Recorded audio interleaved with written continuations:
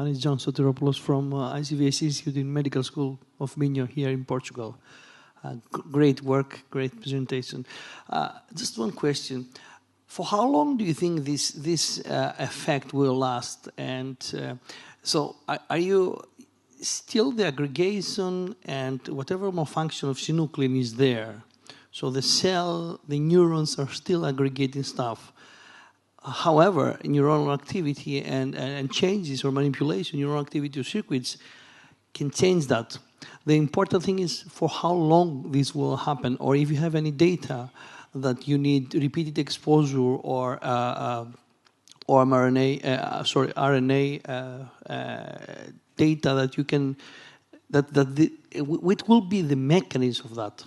That's the second part of that. Is it mRNA level, or are you stopping something with the stimulation brain at the molecular level too? Right. Well, I think you're making 2 points, and thank you for the comments.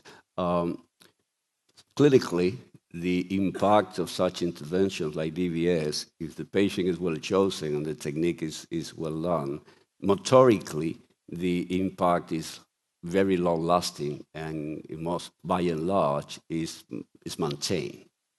Of course, PD continues to evolve in a proportion of people, and therefore. But I'm talking here about a proof of concept, right? And of course, we would not anticipate to apply this concept to PD 75-year-old, 82-year-old, because in those cases, aging makes an encephalopathy, really, and those are bad candidates. But if we go to people below 50, for instance, or large 2 carriers, or GDV carriers, people who, then you have a real, almost experimental situation for the proof of concept.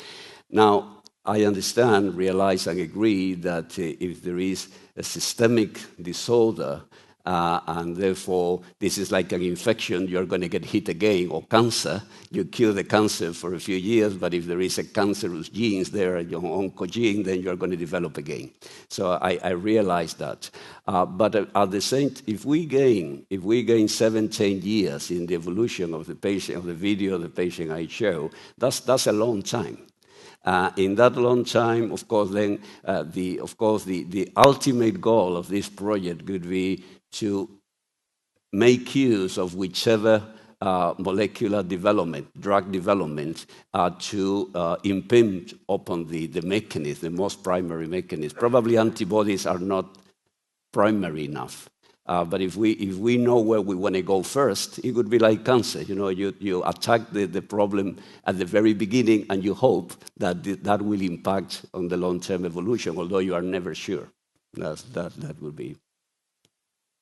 It's work in progress. Yes, right. I mean, I'm very impressed by the imaging work that you're doing at the CINAC. And it's quite a feat to somotopically map the putamen. Whereas with fMRI, I can see how far you progressed. Obviously, the PET imaging has less of a spatial resolution than the functional MRI. So I'm wondering whether you might have gone through the process of having a blinded individual decide where the primary movement disorder was, arm or leg, and then with the imaging, and then compared to the clinical picture. Okay. Well, we are not there yet, because although we have done like 22 early PD patients, this is not yet analyzed. I can tell you the imaging guys have some difficulties in understanding this hypothesis. So they really don't know. Right. I'm exaggerating. But they don't know, the clinical features of the patients. So this is a blind evaluation. Right. Yeah. Thank you.